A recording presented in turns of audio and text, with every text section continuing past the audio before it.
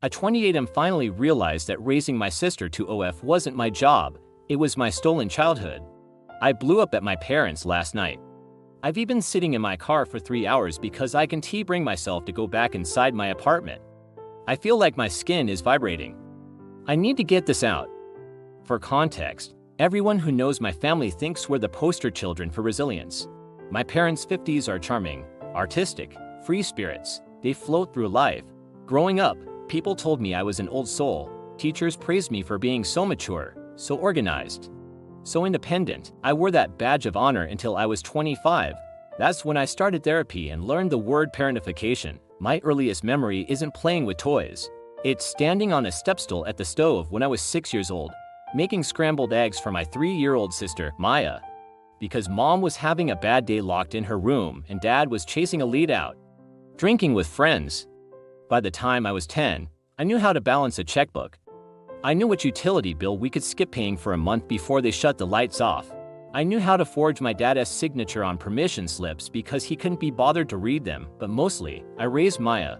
I woke her up for school. I packed her lunches. I went to her parent-teacher conferences and pretended I was just translating for my busy parents. When she got her period, she came to me, not mom. When she had her first heartbreak, I held her while she cried because mom told her to stop being dramatic. I moved out the second I turned 18. I went to college on scholarships, worked 2 jobs, and sent money home every month because dad couldn't hold down a boss. I thought I was being a good son. Asterisk at the breaking point. Maya turns 21 next week. She's finishing her degree, which I helped pay for. She got a job offer in a city 3 hours away. It's a huge opportunity. Last night, we had a celebration dinner at my parents' house. I bought the food. I cooked it. They just sat there drinking wine. Halfway through dinner, mom started crying. Not happy tears. I just don't know how you can leave us, Maya, she sobbed. After everything we've done for you, we sacrificed our youth to raise you, and now you're just abandoning us when we're getting old. I saw Maya crumble. She has always been softer than me, more susceptible to their guilt trips. She started apologizing, saying maybe she could decline the job and find something local to help out around the house. Dad chimed in. It's only fair, Maya. We gave you life. Family sticks together. Something inside me snapped. It wasn't a slow burn, it was an explosion. The image of 6-year-old me burning my hand on the stove while they slept until noon flashed in my eyes. I slammed my fork down. The table went silent. She is not staying, I said. My voice was shaking, but loud.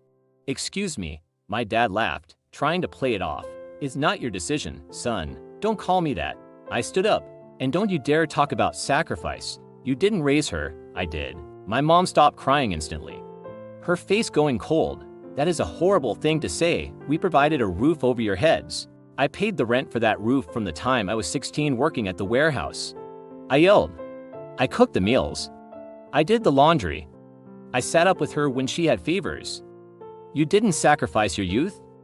You extended your youth by stealing mine. I turned to Maya. She was staring at me. Wide-eyed. Maya, do you remember who taught you to ride a bike? I asked. She whispered, you did. Do you remember who bought your prom dress? Do you remember who sat in the air with you when you broke your arm because mom and dad were at a gallery opening and didn't answer their phones? My dad stood up, his face red. You ungrateful little shit. We let you handle things because we trusted you. We were building character. You were building a servant. I screamed back. I was a child. I was scared all the time. I was scared the lights would go out. I was scared no one would feed Maya. I wasn't mature. I was traumatized. And I will not let you do it to her.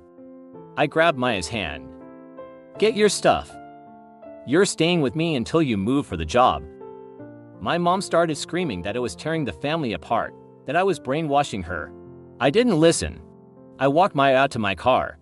The aftermath. Maya has been asleep in my guest room for 12 hours. My phone has 50 missed calls from family members telling me I went too far, that every family has struggles, and that I humiliated my parents. I feel sick. I feel guilty, which I know is just the conditioning talking. But for the first time in my life, I also feel light. I looked at a picture of myself at age 10 that I keep in my wallet. I look so tired in that photo. I just want to hug that kid and tell him he can put the spatula down. I'm not letting Maya go back there. I'm breaking the cycle. My parents tried to guilt trip my sister into giving up her career to take care of them. I finally exploded and reminded them that I raised her, not them, because of their neglect. I took my sister and left. Now the family is blowing up my phone.